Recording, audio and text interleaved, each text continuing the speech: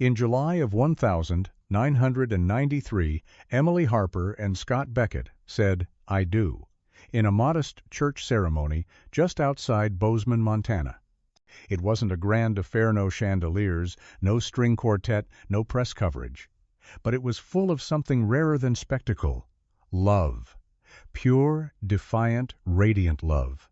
The Beckett name carried weight. Old money, old timber, old rules, and the whispers those never stopped.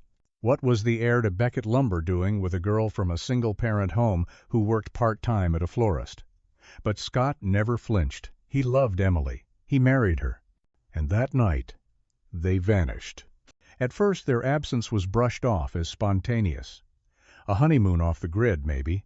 A cross-country road trip. Scott had always talked about Glacier Park.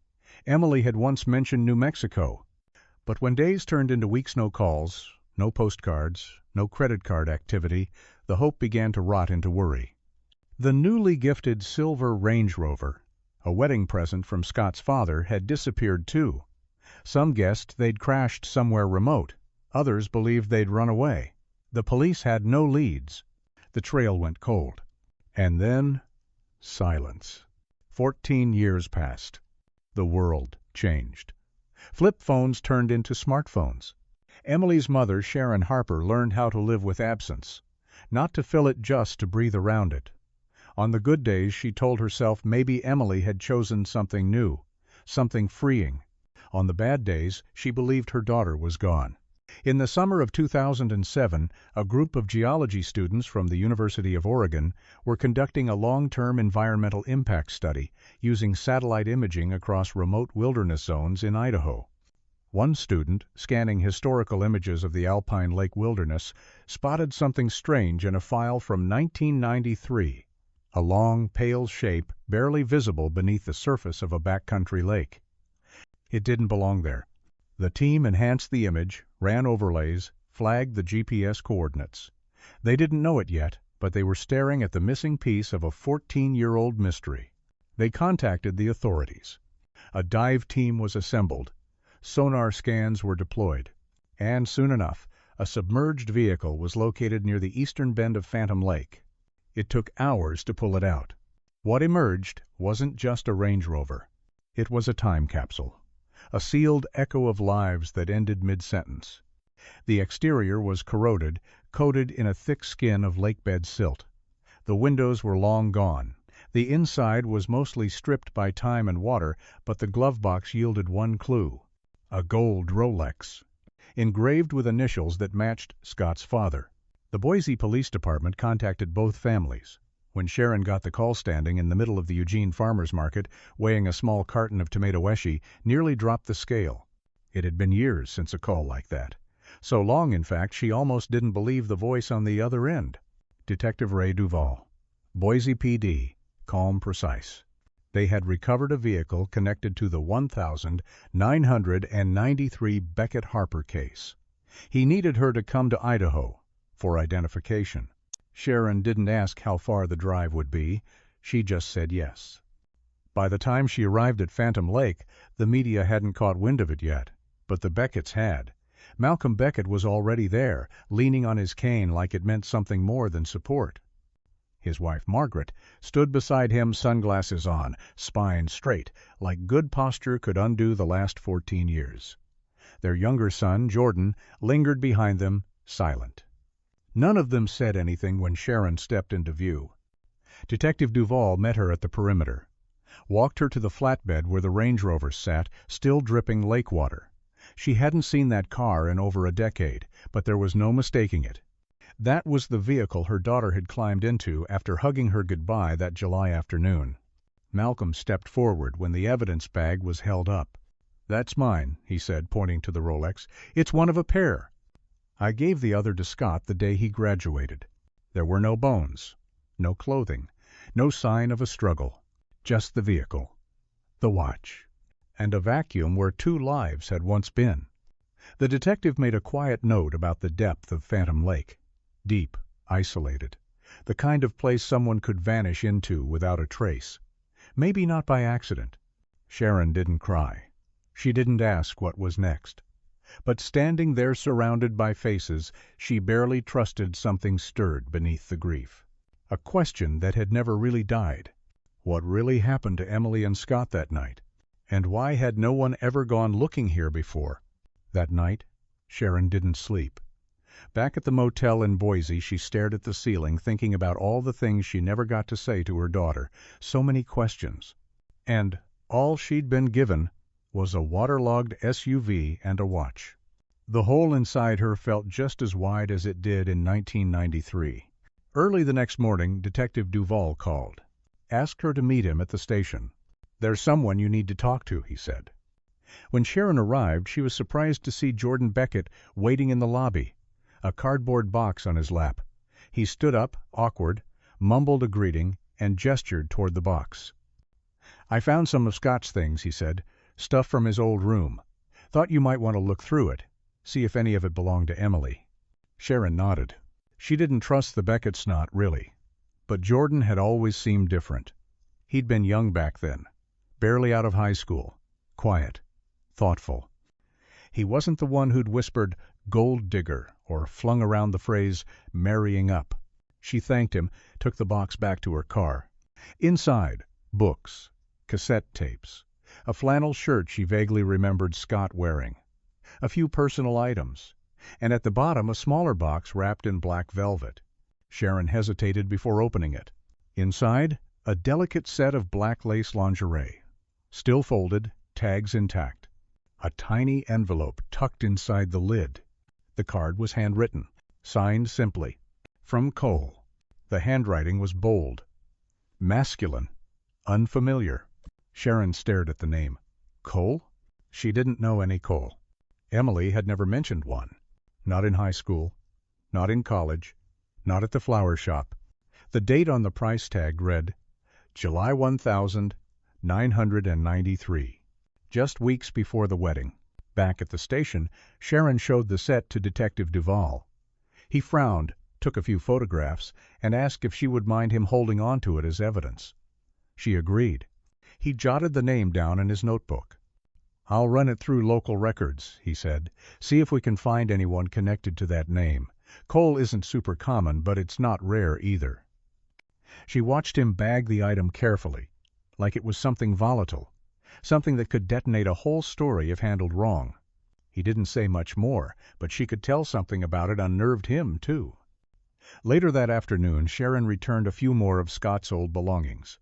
Shirts, a tennis racket, a high school yearbook. She drove up to the Beckett estate on the edge of Boise, planning to leave the box on the porch without saying a word, but the gate opened before she could press the buzzer. Malcolm Beckett stepped out from the garage.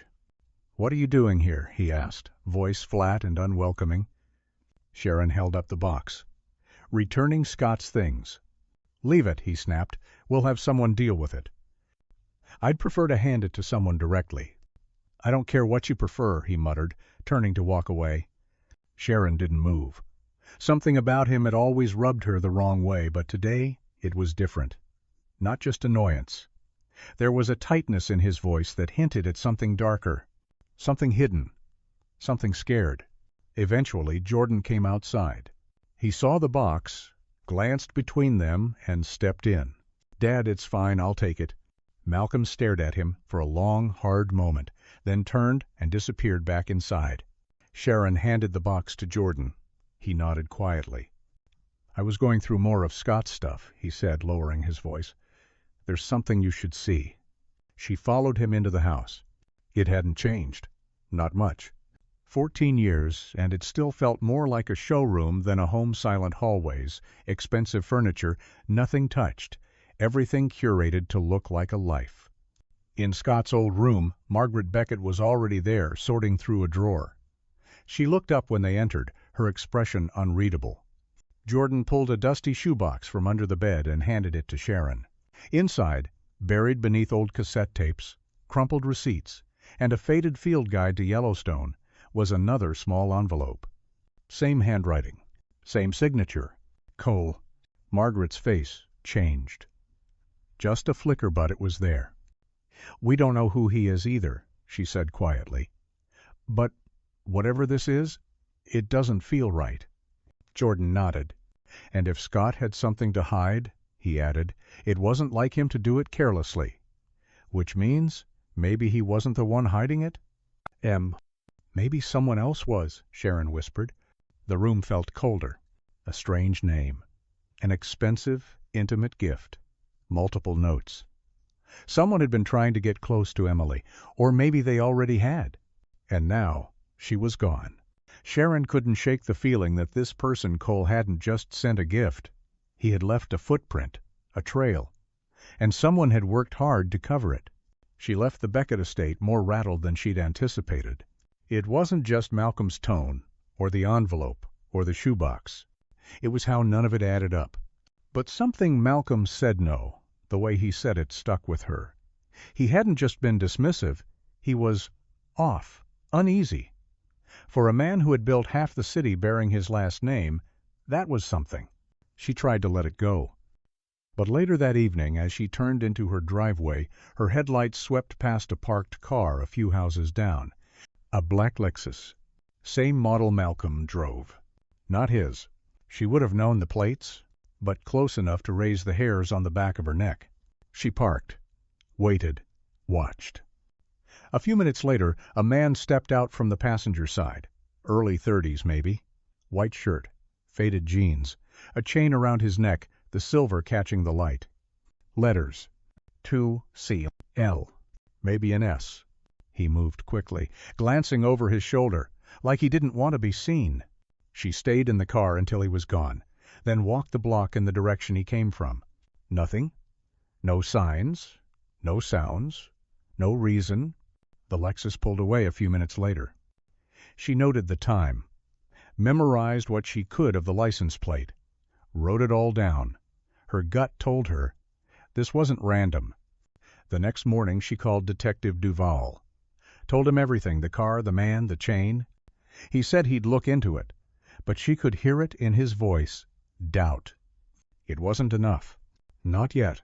So she started doing what she hadn't done in years. She began asking questions. Sharon called an old friend, someone she knew from her time working admin at the Bozeman courthouse. Asked if she could quietly check any recent filings under the name Cole, or anything connected to the Beckett family. Her friend hesitated, but said she'd try. That afternoon, Sharon drove back to the Beckett estate, not to talk, just to look, just to watch. She didn't even make it to the gate. Something caught her attention before she got there. Malcolm's driver, Roy. She remembered him from the wedding. The same tired eyes, the same pressed shirts. He was pulling out in Scott's old car. Not a replica. The actual one. She knew it. She'd spent hours helping Emily decorate that dashboard with college bumper stickers. It was unmistakable. Roy didn't notice her. He turned north toward the highway. Sharon followed. He drove toward the industrial district, down roads lined with warehouses and chain-link fences, past vacant lots and boarded windows. Then he turned into the back entrance of Beckett Lumber's main office. Sharon parked across the street and waited. 5 minutes later, Malcolm came out. He looked around, spoke to Roy, handed him a set of keys. They exchanged words she couldn't hear. Then Roy drove off again, in a different car. A black Lexus. The same one from her street. It didn't make sense. If Scott's car had supposedly disappeared with him, why was it still here? Why was it being moved now? And why, after 14 years, was that Lexus suddenly connected to Roy? She waited until Malcolm disappeared inside, then crossed the street, walked along the edge of the lot, past the empty loading docks, toward the warehouse. She didn't know what she was looking for, until she saw it. A storage unit near the back, small, windowless, stamped with a code in bold white paint, CL7. The same letters she saw on the keychain Malcolm dropped, the ones on the man's necklace.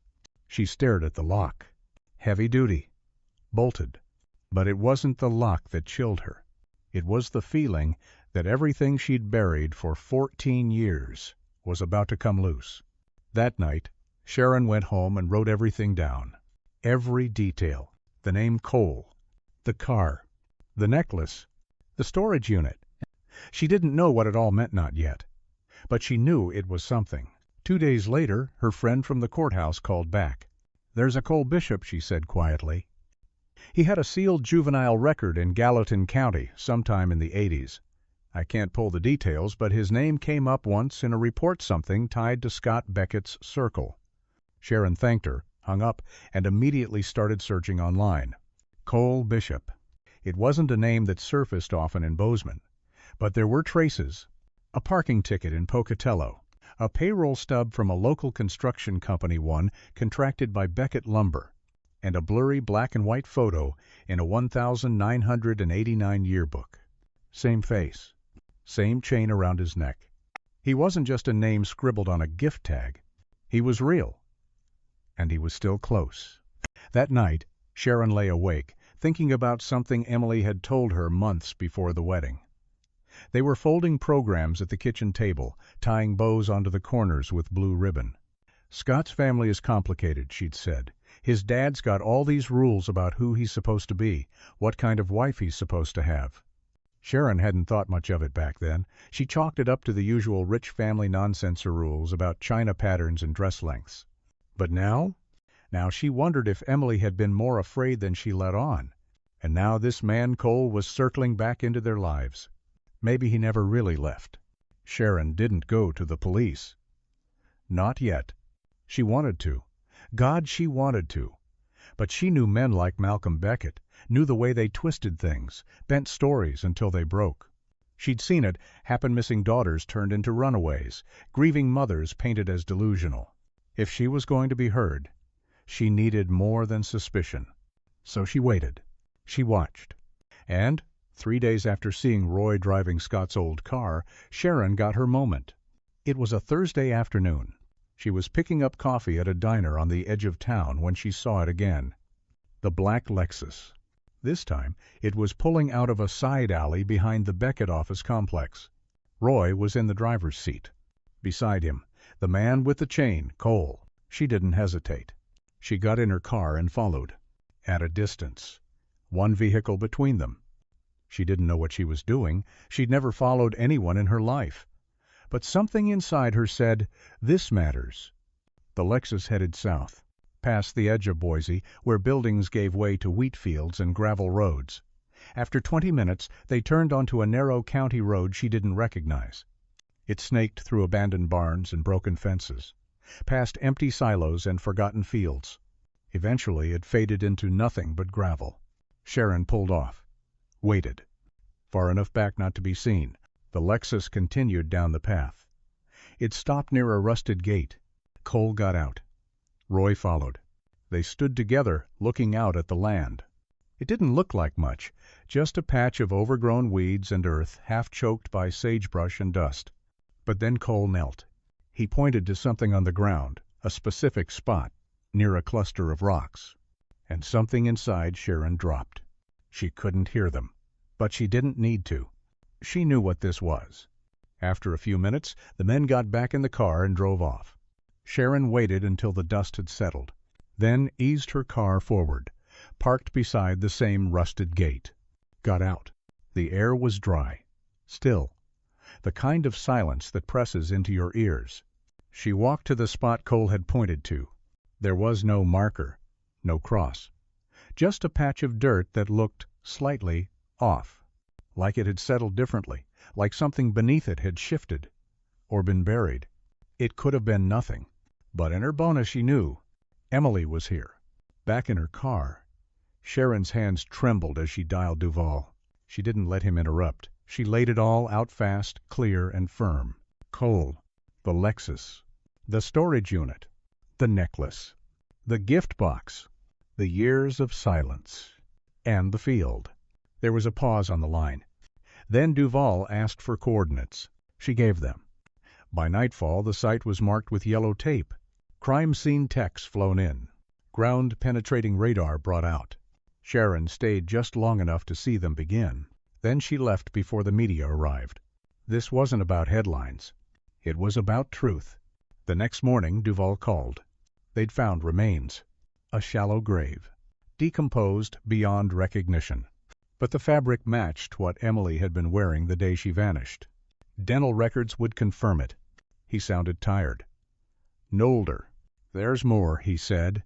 We brought Cole in, he talked, and what he said pulled the ground out from under her. Cole claimed he'd been hired by Malcolm Beckett in the spring before the wedding. His job, as it was described to him, was simple. Pursue Emily, flirt, get close, stir things up, make Scott jealous, make him question her. Malcolm didn't want a florist's daughter in the family. He wanted someone with lineage, with power, with pedigree. Emily didn't fit that mold, but Scott didn't bite. If anything, the pressure made him dig in deeper. He proposed sooner, bought the ring himself, planned the wedding on their terms, no family planners, no grand ballroom, just a small church, vows, and a road trip honeymoon. That, Cole said, was when things changed. Malcolm didn't just want the marriage ended, he wanted it erased. Cole insisted he hadn't known the full plan, not until the night of the wedding. He thought they were going to scare her, maybe rough her up a little, make it look like she got cold feet, maybe even fake a breakdown. But when they arrived at the cabin Scott had rented near McCall, everything changed. Roy was already there. That part was new. The plan, Cole said, had already shifted. And what happened inside that cabin, he refused to say in detail. He only said one thing. She screamed for her mother. Sharon sat at her kitchen table for a long time after the call ended. Hours, maybe. She couldn't bring herself to move. The truth was out. But it didn't feel like closure. It felt like the air had been sucked out of the world. Like something enormous had moved inside her quietly, without warning, and settled into the space where grief used to live. News of the arrests broke by noon. Local reporters crowded outside the Boise Police Department, buzzing over the reopening of a case most people had long stopped thinking about. Sharon watched the coverage from her living room, the volume low, the screen showing Malcolm Beckett being escorted into the station, jaw locked, eyes empty, stone. Cole had been taken in earlier that morning.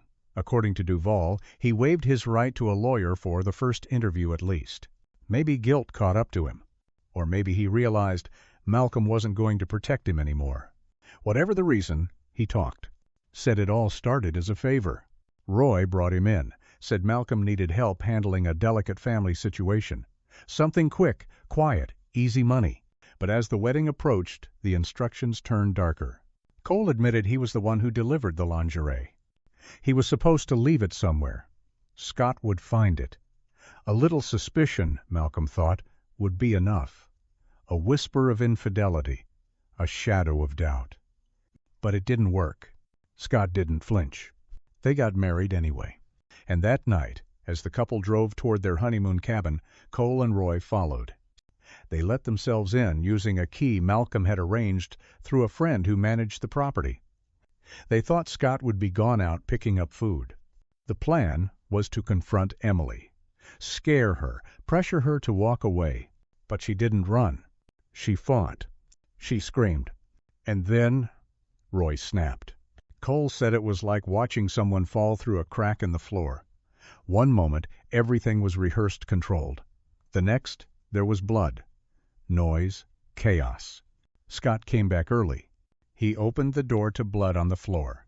Tried to call 911. Roy hit him something heavy. A lamp, maybe. Everything unraveled. 2 bodies. No plan. No spin.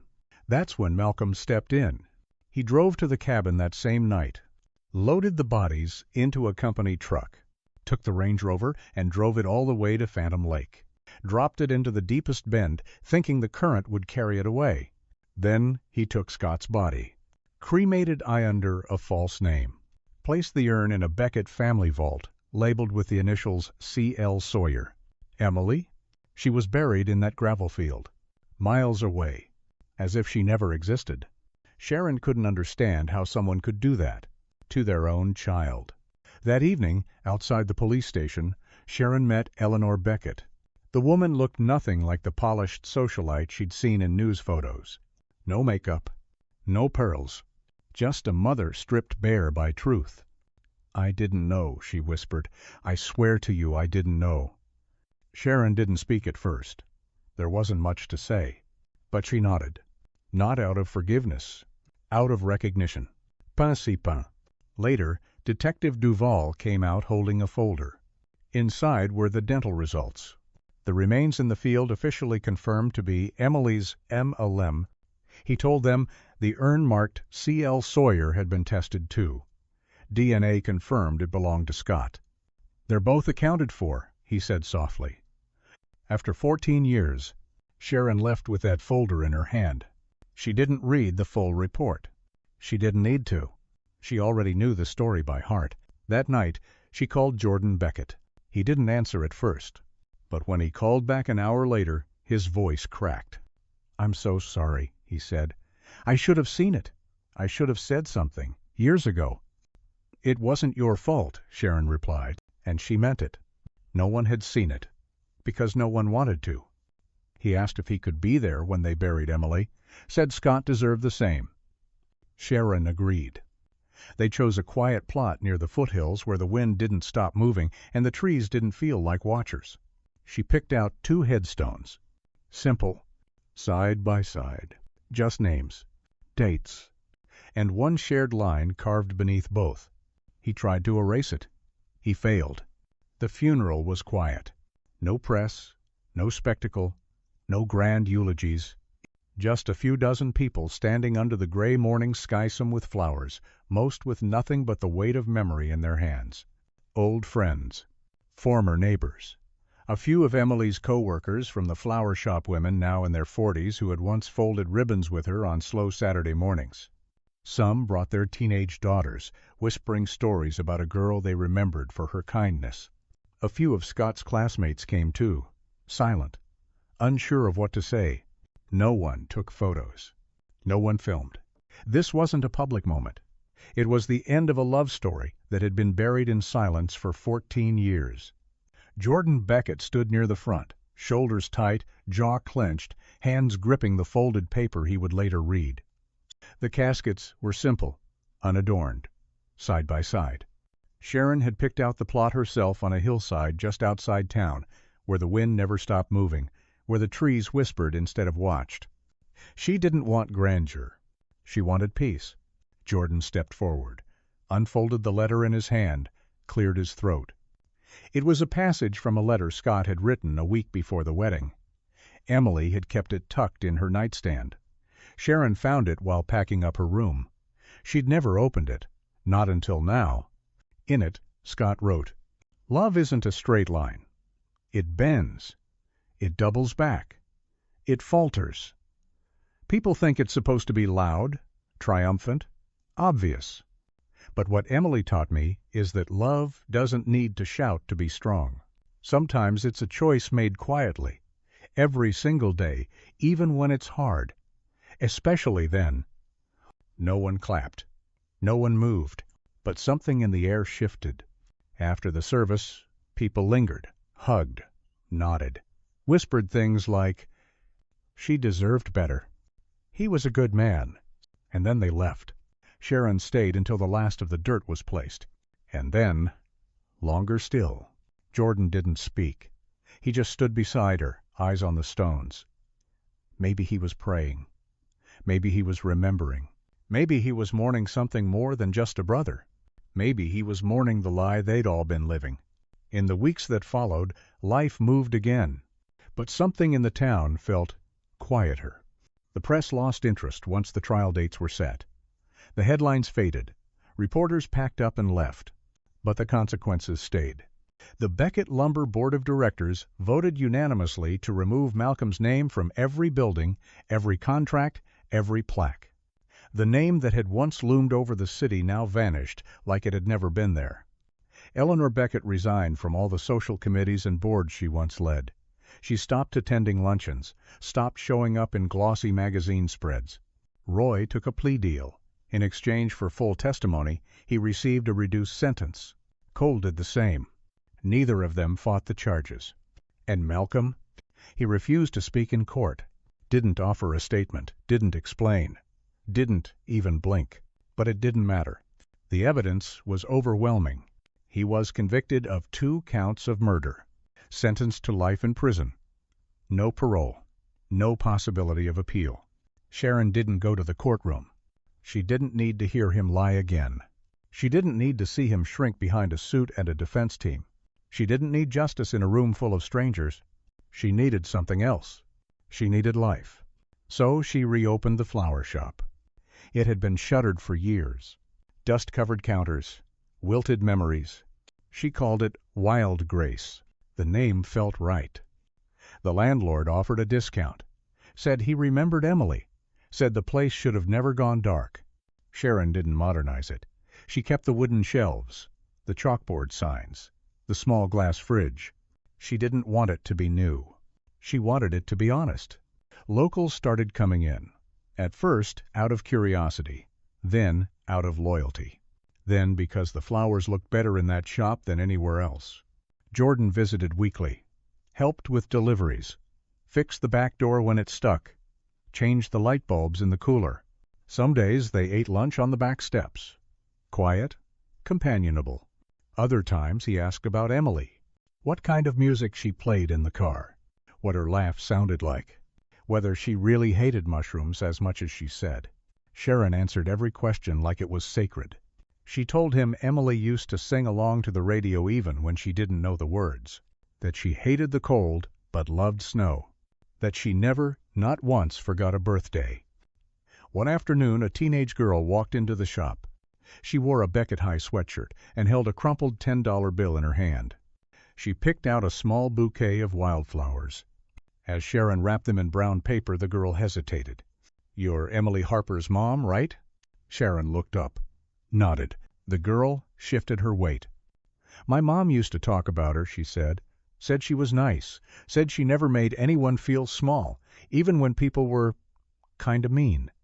Sharon smiled. "Kindness doesn't mean weakness," she said. "Your mom was right." The girl nodded, took the bouquet, left. And Sharon stood there, alone in the shop, watching the wind through the window. That night she opened an old journal. It had sat in her drawer for years, most pages untouched, except one. A sticky note Emily had written and pressed there sometime during high school. In purple ink it read, "You don't have to be loud to matter." Sharon read it again, then closed the journal, and turned off the light. Sharon hadn't expected peace. Not really. But she thought maybe the worst was over. She'd buried her daughter. She'd buried the lies. She'd reopened something that once bloomed. That should have been enough. But the quiet didn't last. Not in a town like Boise. Not in a family like the Becketts. 1 week after the funeral, Sharon received a letter. No return address, no signature, just a single sheet of paper, typed in a serif font, clean, precise. It said, "There's more," and beneath that an address, an industrial zone on the edge of the city, a warehouse number, and a date. 3 days from now. Nothing else. Sharon didn't call the police. She didn't tell Jordan. She just waited. 3 days later, just before sunset, she drove out to the address. A stretch of cracked pavement and chain-link fences, shipping containers stacked like forgotten bones. The kind of place where noise disappears. She parked across the street, waited. At exactly 7:15 p.m., a black SUV pulled up to the warehouse gate. The same model Cole had driven before his arrest, but not the same plates. Aman got out. Note Cole. Note Roy. Someone younger. He used a key to unlock the gate. Disappeared inside. Sharon waited 10 minutes, then followed. Quiet, careful. The warehouse door was cracked just wide enough for her to slip through. Inside, the air was stale, dusty. The scent of oil and old wood hung in the rafters. In the center of the concrete floor sat something unexpected. A filing cabinet. Nothing else. She approached slowly. Her heart thundered. The top drawer wasn't locked. Inside folders. Labeled in block letters. Cole Bishop. Roy Sandler. N. Beckett Holdings. Shadow accounts. McCall Cabin. Logs. And then at the very back, Emily Harper. Surveillance. She didn't know what she was looking at. Not fully, but she knew what it meant. Someone had kept records. Not just for blackmail. For control. For leverage. A paper trail that never should have existed. She pulled the Emily Harper folder free and flipped it open. Photos? Dozens of them. Some candid, others grainy, black and white. Emily at the flower shop. Emily leaving her mother's house. Emily in the church parking lot, days before the wedding. Someone had been watching her. For weeks. Sharon's breath caught. There were notes, too. Subject left alone at 8:42 p.m. Delivery made see item log. Bishop reported non-compliance. She didn't read further. She closed the folder, took it, and left. Back in her car, she didn't start the engine. She sat still, hands on the steering wheel. The air thick around her. Who else knew? Who else had touched these files? Was Malcolm the only one pulling strings? Or was there more beneath this family, more rot she hadn't yet uncovered? The next day, she brought the folder to Detective Duval. He stared at the photos in silence. When he looked up, his face had changed. The calm was gone, replaced by something harder. "I need time to go through all this," he said. "Do it quietly," Sharon replied. "If anyone else finds out—" "They won't." But she didn't believe him. Not completely. Later that week, Jordan came by the flower shop. He seemed distracted, like something was clawing at the edge of his mind. He leaned against the back counter, watching Sharon arrange a bouquet of white tulips. "My father had enemies," he said suddenly. "People in the company, people outside of it." She didn't look up. "I wouldn't be surprised," she said. There were rumors, for years, about how he got land approvals, permits. Even the warehouse space we used to lease by the river people said he bribed zoning boards. "Did you believe them?" Jordan paused. "I ignored them." She nodded. "That's easier sometimes." He looked down. "I think there are things buried deeper than we realized." She wrapped the tulips in craft paper, tied them with twine. "Maybe it's time we started digging." That night, Sharon drove past the Beckett estate. She didn't plan to stop. Just wanted to see the lights still on, the gate still standing, the Empire still flickering like a dying star. But as she turned the corner, she noticed something strange. A light in the guest house window. The guest house had been closed for years, since before the wedding, but someone was inside. A silhouette passed by the curtain. A shadow moved. She parked a block away, walked back on foot, through the trees, past the empty pool. Closer now, she could see someone was pacing, back and forth. And then the curtain parted. It was Eleanor Beckett, but her face wasn't calm. She looked afraid. Sharon stepped back into the dark. Suddenly, everything felt unstable again, like the past wasn't finished with them yet. The folder, the warehouse, the files labeled with Emily's name, the shadow in the guest house. None of this was over. Not yet. Emily Harper's story didn't end at Phantom Lake, and Sharon Harper was no longer the woman who simply waited for news. She was a mother who had buried her child, stood face to face with the man who ordered it, and now held proof that the rot went deeper than anyone had guessed. She returned to the shop the next morning, but she couldn't focus. The lilies wouldn't sit right in the vase. The ribbon wouldn't tie straight. The usual hum of the refrigerator sounded too loud, too present, like a heartbeat she couldn't calm. She kept thinking about the photos, about the surveillance notes, about the line, "Delivery made see item log." She didn't know who wrote it, but she knew where to start. She pulled out her address book and made a call. Victor Pena had worked as a janitor in the Beckett offices back in the early 2000s. He'd once helped Emily carry a bucket of fresh-cut sunflowers to Scott's car. Sharon remembered that day well. The way Victor had lingered like he wanted to say something, then didn't. He picked up on the second ring. "Mrs. Harper?" "I'm calling in a favor," she said, "about your old job." Victor hesitated. Then, "I kept a key card." Later that evening, Sharon met him behind the old warehouse on 8th and Alderthy, one still listed under Beckett Holdings, but long since shuttered. Victor had aged, his eyes sunken but alert. He didn't ask questions, just handed her the worn plastic card and said, "You didn't get this from me." Inside, the warehouse was silent. Shafts of late afternoon light filtered through the high windows, catching on floating dust. She walked slowly, counting her steps. There were office spaces partitioned along the far wall, doors ajar, cabinets empty, all but one. At the very end of the corridor stood a metal door with no handle, just a keypad. She tried the card. It clicked. The room beyond was small, windowless, no bigger than a walk-in closet, but the contents were devastating.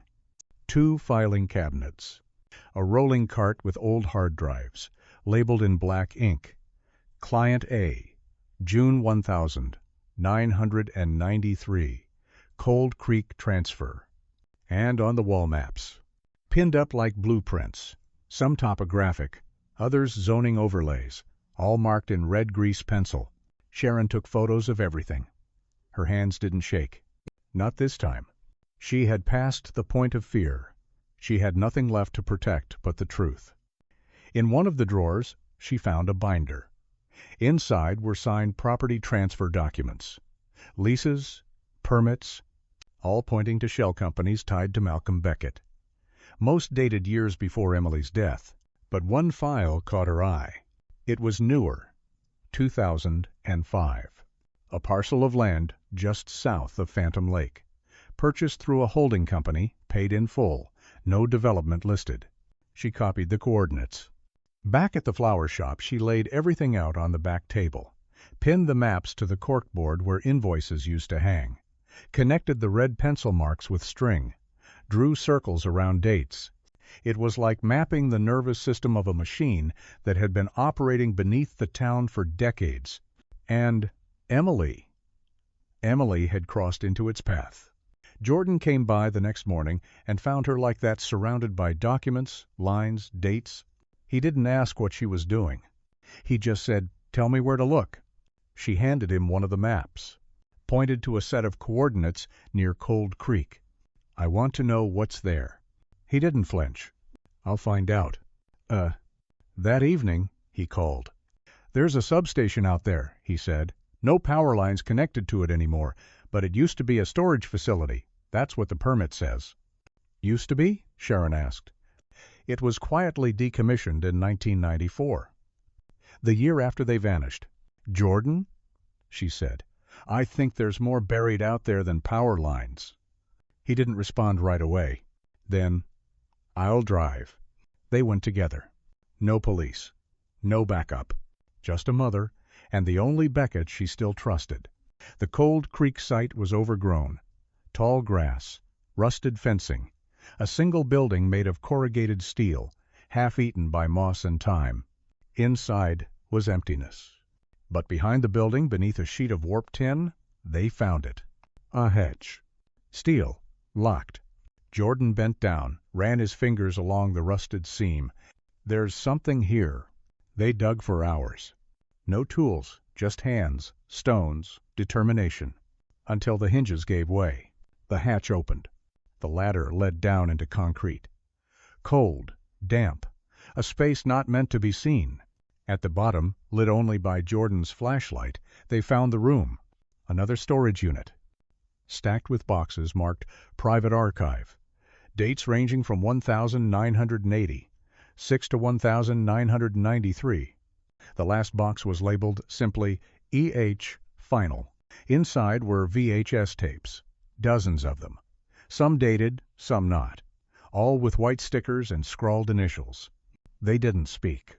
Didn't need to. They took the box. Drove back in silence. In the flower shop, Sharon plugged in an old television with a built-in player, pressed play. Static. Then, grainy footage. A cabin. The inside, Emily, sitting at a table, dressed in the same clothes she wore the day she vanished. She looked tired, nervous, but alive. A voice off camera. Male. "Just look up. Say your name." Emily didn't answer right away. Then, softly, "Emily Harper." More static. Another tape. Scott. Blood on his collar. Tied to a chair. Groggy. Slurred speech. A shadow passed across the screen. Not Cole, not Roy. Someone taller, broader. wearing a ring that flashed in the light. The same ring Sharon had seen on Malcolm's hand. She hit stop. Jordan leaned forward. "That's him," he whispered. Sharon nodded. There was more. Tape after tape. Threats. Interrogations. A plan to make Emily disappear that had clearly shifted halfway through. Sharon sat back. "It was supposed to be a warning," she said. Jordan stared at the screen. But he lost control. That night, Sharon didn't sleep. She transferred every tape to digital, labeled each file, backed them up twice, and in the morning she emailed Detective Duval. No more whispers. No more waiting. They had the truth. Now came the reckoning. The reckoning came slowly, not like fire, like fog, rolling in over cold ground, seeping into everything undeniable, unhurried. Detective Duval called Sharon the morning after she sent the tapes. His voice was clipped, controlled. But underneath that, something had changed. Respect. Maybe fear. "We're moving on it," he said, "but this time we do it by the book." She agreed. But she didn't wait.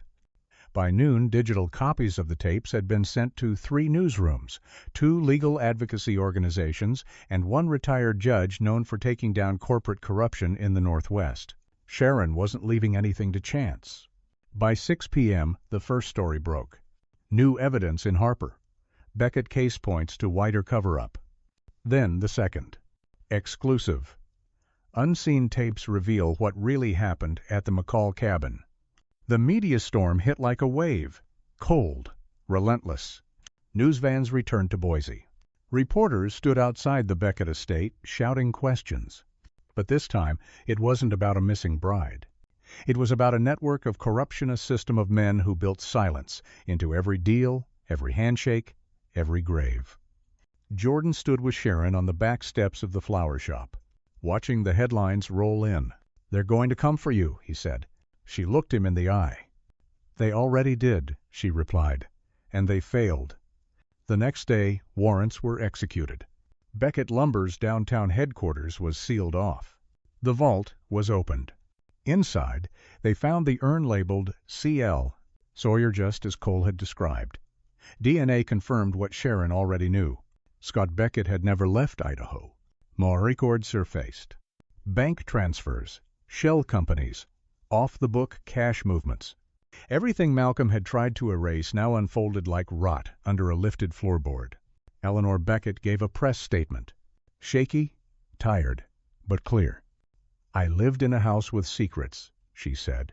"I chose not to see them. That was my failure. I can't undo it, but I can name it. She resigned from everything, sold the estate, moved north. Sharon never heard from her again, but she never needed to. The FBI stepped in, not just for murder, but racketeering, tax evasion, conspiracy, interstate fraud. Malcolm Beckett's empire wasn't falling, it was disintegrating. Roy, already in custody, requested a second interview. He confessed to more, said there were others. Contractors, drivers, men paid to keep quiet. He gave them names. In return, the judge agreed to reduce his sentence further. Cole Bishop was transferred to a secure facility for cooperating witnesses. He asked to speak with Sharon. She said no. Some truths didn't need confrontation. They just needed distance. The town of Bozeman didn't know what to make of it all. 1 week, Emily Harper was a myth.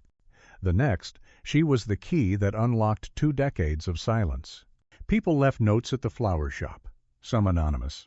Some awkward apologies from those who had judged her, doubted her, forgotten her. Sharon didn't respond to most of them, but 1 letter she kept. It was from a girl named Lacey, 17, senior at Beckett High. She wrote, "I didn't know who Emily Harper was until last week, but now I think about her every day. I think about how someone tried to make her disappear, and I think about how she didn't stay gone. That matters. She matters. I too." Sharon framed the letter and hung it by the register. Customers noticed. They always paused, always read it twice. Jordan kept coming by, but now he stayed longer. Sometimes he'd sweep the front walk. Other times he just sat and listened to the wind moving through the dried eucalyptus bundles Sharon kept near the back door. He was different now. Not just grieving. Awake. One day he said, "Do you ever wonder how much of your life was built on someone else's lie?" Sharon looked at him. "All the time," she said. "But then I remember truth doesn't erase what we've lost. It just lets us stop pretending." Jordan nodded, and they went back to work. 3 months after the trial, a community memorial was held at the old mountain chapel where Emily and Scott had once said, "I do." It had been closed for years. No services, no candles. But someone one knew who had cleaned it up, repaired the benches, repainted the trim. Sharon walked down that aisle, alone. Saturday, in the same front pew where she had once watched her daughter walk toward a future she'd never reach. But this time, the silence didn't feel hollow. It felt full. Jordan joined her halfway through the service. He brought a single photograph Emily and Scott on their wedding day. It wasn't posed. Just a moment caught mid-laughter, sunlight in their hair. He placed it on the altar. No speeches were made. No prayers were spoken. But no one left unchanged. That night, Sharon returned to the shop, lit a single candle, opened the journal, wrote one line beneath Emily's sticky note. "You were never small." The shop stayed open. Jordan eventually bought the lot next door and turned it into a greenhouse. The locals started calling it Grace Field. Every spring they planted forget-me, knots at the corner, for Emily, for Scott, for anyone who'd ever been buried in silence. And when people asked Sharon how she survived it all, how she endured, she never gave them the full story. Just this: truth always returns, even if it has to crawl back through dirt and time and grief it comes, and when it does, we have to be ready to hold it. The past didn't vanish, but it finally let go. Long after the headlines faded, the consequences remained. Truth doesn't disappear once spoken. It echoes, sometimes gently, sometimes like thunder. And in the weeks that followed the unraveling of the Harper Beckett case, the town of Bozeman was left to sit in its own echo. It started quietly. Whispers in grocery aisles, glances exchanged at church, names spoken with a hesitance that hadn't existed before. Because now, people remembered. They remembered the florist's daughter who'd once been called a gold digger. They remembered the boy from the rich family who'd chosen love over legacy. And they remembered how easily they'd all stopped looking. Sharon didn't expect apology, but they came anyway. Some mailed in envelopes with no return address, others scribbled onto note cards and left at the door of Wild Grace. "I'm sorry I didn't believe you. I should have asked more questions. I knew something was wrong. I just didn't know how to help." But the one that caught her breath came in the form of a newspaper clipping and editorial from 1993 titled "Missing Couple or Reckless Runaways." Scrawled in red ink across the top, "I wrote this. I was wrong." No signature, just guilt. She didn't throw it away. She added it to the corkboard in the back room, the same one that used to hold Emily's wedding prep lists. Now it held pieces of a different kind of record fragments of justice, however late. And then, something unexpected happened. Other families began reaching out, not publicly, quietly, by phone, by letter, through whispers passed from cousin to neighbor to sister-in-law. Women who had lost daughters, sons, husbands, and never found answers. A retired schoolteacher from Billings whose niece had disappeared in 1987. A ranch hand from Butte whose brother had vanished after a fight with a wealthy landowner. A florist from Twin Falls who remembered Emily, who said she'd seen her talking with a man in a black Lexus weeks before the wedding. Their stories weren't the same, but the silence was familiar. The way the police didn't push too hard. The way the men with power rewrote the facts. Sharon started keeping a journal not for herself, but for them. She wrote down names, dates, details. She wasn't trying to reopen every old case, but she wanted the record to exist. In one entry she wrote, "When no one believes a woman is missing, the clock doesn't just stop, it starts to rot." Jordan read the journal sometimes. Not often. Just when the weight of it all pressed too hard. He'd become something else, now not just a surviving Beckett, but someone willing to dismantle the foundation that bore his name. He testified again. Voluntarily. Against Roy. Against the company. Even against silent board members who, while not complicit in the crimes, had benefited from the silence. He didn't do it for redemption. He did it for Emily. The town didn't know what to do with him. Some people crossed the street when he walked past. Others invited him to lunch. There was no consensus. Just a young man walking through the aftershock of a father's legacy. One day, he showed Sharon an email. It was from a law student at the University of Montana. She had seen the tapes. Read the files. She was writing her thesis on systemic suppression in white-collar criminal investigations. She asked if she could visit Wild Grace. Sharon agreed. And soon, others came. A true crime author from Portland. A local documentarian. A nonprofit specializing in cold cases. Not to exploit. To understand. To ask, how did this happen? And what does justice look like? 14 years too late. Sharon didn't pretend to have answers, but she shared what she could. She showed them the storage unit map, the VHS transfers, the archive she had built piece by piece. She told them what Emily had said when she was 15. Some people speak loud because they don't want you to notice how little they're saying. One of the filmmakers asked to include that line in a documentary. Sharon said yes, not for fame, for record, because memory, like truth, needs structure. The Beckett estate, once the crown jewel of the valley, was sold. Developers offered to turn it into a hotel, a spa, a vineyard.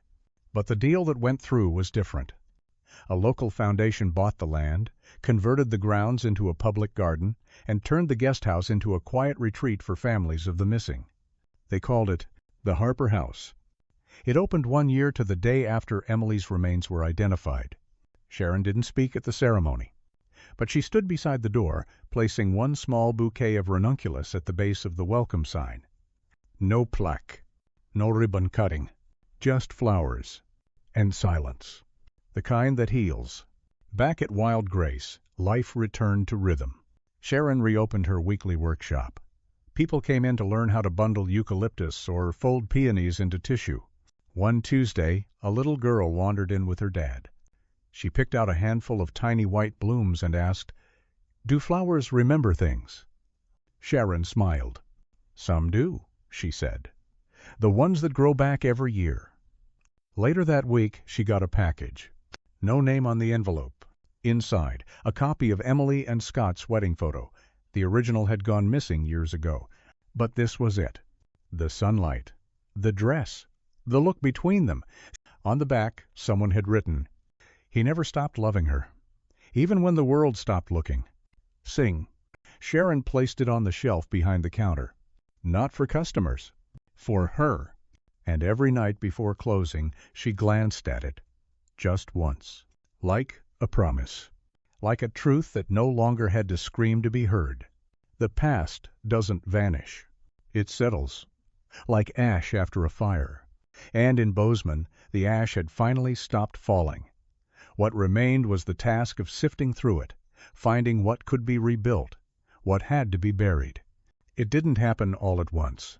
Healing never does. But it started in small ways. The school board removed Malcolm Beckett's name from the auditorium he'd funded in 1991. Quietly. No press release. Just a work order, a ladder, and a maintenance worker who peeled the brass letters off one by one. The Beckett Foundation, once a staple donor to hospitals, libraries, and arts programs across Montana, was dissolved. Its remaining funds redirected to the Cold Case Justice Initiative and a program supporting women leaving domestic abuse situations. One local news station ran a week-long retrospective titled, "What We Missed, the Emily Harper Case and What It Taught Us." Another reporter began a podcast series, each episode tracing how wealth and reputation had muted suspicion, stalled investigations, and rewritten community memory. Sharon didn't listen to the podcast. She didn't need to. She lived the gaps it documented. But others did. And slowly, the public image of Emily Harper shifted. She was no longer just a missing bride, She became something else. A symbol, not of tragedy, but of quiet resistance. Of how one woman's absence had changed the course of everything. At Wild Grace, the changes came in quieter ways. People who once avoided Sharon's gaze now brought their children to her workshops. One mother said, "I used to work for Beckett Lumber. I never knew what to say to you. But my daughter, she read the articles. She asked me why no one helped Emily. I didn't have an answer. So I brought her here, to learn something from someone who survived it." Sharon didn't reply. She just showed the girl how to tie ribbon around fresh-cut stems, how to trim at an angle, how to hold something delicate without breaking it. That was answer enough. Jordan continued expanding Grace Field next door. He added benches, pathways, a wooden sign that simply read, "Truth Grows." On a warm afternoon in July, Sharon joined him for lunch beneath the shade of a willow tree. They sat in silence for a long while, until Jordan finally said, "I've been offered a chance to speak. At a conference in D.C. cold case reform. They want someone who's been through it." Sharon looked at him. "Do you want to?" "I'm scared," he admitted. "That means you probably should." He nodded. In the weeks that followed, Jordan prepared his remarks. Sharon helped him shape the narrative not as an apology for a name he didn't choose, but as a call to prevent what happened to Emily from happening again. He spoke with conviction. And when he was done, the room stood to clap. Not for him. For the courage it takes to hold your lineage up to the light and not look away. Back home, Sharon received letters from people who had heard the speech. Some were law students, others were survivors. But one, written on simple-lined paper, stood out. It read, "I always thought no one would believe me. But then I heard about Emily. And you. And I realized, maybe it's time I said something too." Sharon wept when she read it. Not because it was painful, because it meant the silence was cracking elsewhere. At the shop, customers began requesting Harper bundles, small arrangements of Emily's favorite blooms, peonies, Queen Anne's lace, wild daisies. It wasn't a trend. It was a way to remember. Not the horror, the humanity. One morning, Sharon opened the back door to find a small box sitting on the step. Inside was a velvet pouch and a folded note. The pouch held a necklace, a silver chain with a pendant, the letter E etched with soft flourishes. The note said, "It belonged to her. I've had it for too long. You should have it now." No name. But Sharon didn't need one. She placed the necklace in a glass case beside the register. Below it a handwritten card. For the quiet ones. The honest ones. The ones who should have been safe. Jordan stopped by later that afternoon. He saw the necklace, read the card, didn't say a word. But before he left, he turned and asked, "What do you think she'd say if she could see all of this?" Sharon thought for a moment. "She'd probably laugh," she said, "and then she'd tell us to stop making it about her, because she never wanted to be a symbol, she just wanted a life." The truth of that settled between them like dust in sunlight. Real. Still. Later that week, Sharon stood alone at Emily and Scott's graves. She didn't bring flowers, just herself, and the knowledge that something had shifted not just in town, not just in law enforcement or media, but in the air itself. It was harder now to ignore a missing girl, harder to pretend silence was innocence. And maybe that was enough. Maybe that was the legacy. She sat on the small bench nearby, closed her eyes, listened to the wind. And for the first time in years, it didn't feel like it was carrying something away. It felt like it was bringing something home. Grief never really ends. It doesn't vanish, doesn't retreat. It simply changes shape, from fire to fog, from storm to stillness, from a scream to a whisper. Sharon had learned this the hard way. But by the fall of that year, something inside her had shifted, not healed, but softened. It started with the little things. She began sleeping through the night. She started drinking her tea hot again instead of forgetting it on the windowsill. She caught herself humming while trimming stems in the shop. Not because the sadness had gone, but because it no longer held her hostage. One quiet morning in October, Sharon opened Wild Grace to find a line outside the door. She blinked twice, unsure at first. But the faces were familiar. They weren't customers. They were girls. Women. A few men, too. All holding something small, flowers, letters, stones, photos. A quiet vigil. Word had spread online. Someone had shared the podcast. Someone else had posted about Sharon's shop. And from there it had caught fire. Not sensational, not viral, but reverent. They weren't there for spectacle. They were there to say her name. Emily Harper. Sharon opened the door. She didn't say anything. She didn't have to. They came in, one by one. Left their tokens. Said thank you. Some stayed and helped sweep the sidewalk. Others watered plants. At one point, Sharon looked up and saw Jordan standing in the doorway. He was holding a bouquet of white hyacinths. "Memory," he said, placing them in the center of the table. That night, they sat on the shop's back steps as the sun disappeared behind the rooflines. "Do you think this changes anything?" Jordan asked. Sharon didn't answer right away. "I think people forget the sound of silence until someone makes them listen to it again."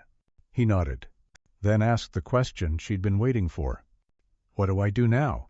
Not about the business, or the press, or the name Beckett. About the rest of his life. Sharon turned to him. "You build something that wouldn't have been possible without her." "Something good?" "Something true." He looked down at his hands. "I keep thinking about all the things I never said, all the times I was silent." "Poin." "Then don't be silent now." He met her eyes, and for the first time in years she saw it the boy he used to be, peeking through the man he was becoming. That weekend, Jordan went back to the Beckett estate one last time. Not to salvage anything. To leave something behind. He walked through the halls, empty now, dust-heavy, still haunted. He left a photograph on the mantel. Scott and Emily, arms wrapped around each other in the back of the flower shop. No wedding clothes, no fanfare. Just laughter. Underneath, he wrote, "This is the only legacy I care about." Then he locked the door behind him, dropped the keys in the mailbox, and didn't look back.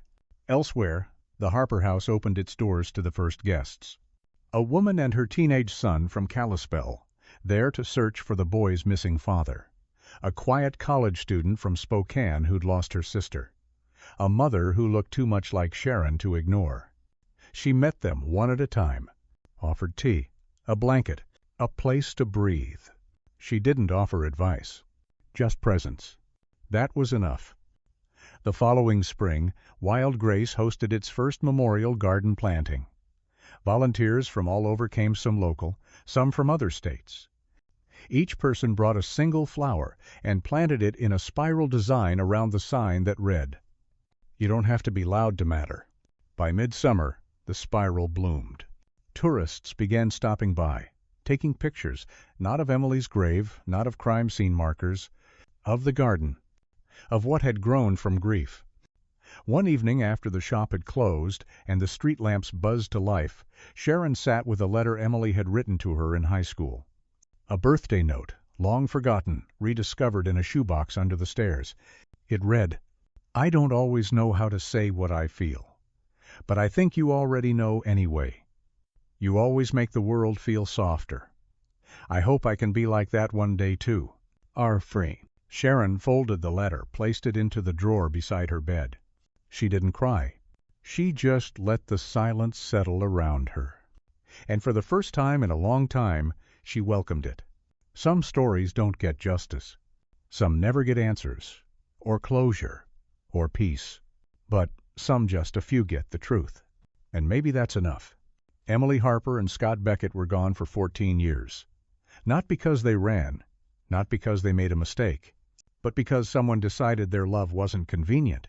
Because power real, generational power, can't stand defiance. Especially when it's quiet. Especially when it refuses to break. They were young. They were in love. And they believed that was enough to build a life on. It should have been. But in a world that rewards silence, their voices were too honest, too human, too loud in their stillness. And so someone tried to erase them. But memory has a way of crawling back. Buried bones rise. Voices return. And what hides beneath years of dust and wealth and fear doesn't stay hidden forever. Emily didn't scream on her wedding night because she was afraid of dying. She screamed for her mother, for the only person who had ever seen her fully, and it was that voice, across time and silence, that pulled Sharon Harper back into the light.